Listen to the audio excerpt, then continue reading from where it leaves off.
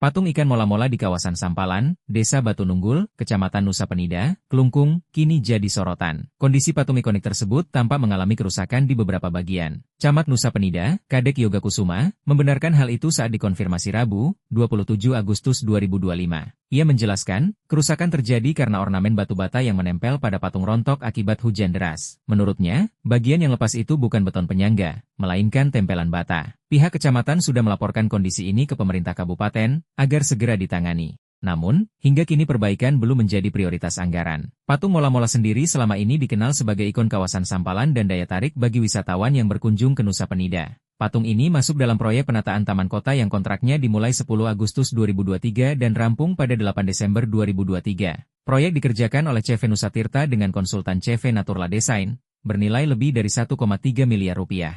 Saat pengerjaannya, proyek ini sempat molor dari target dan menjadi sorotan karena ukuran patung yang dinilai kecil serta tidak proporsional dengan tugu penyangganya.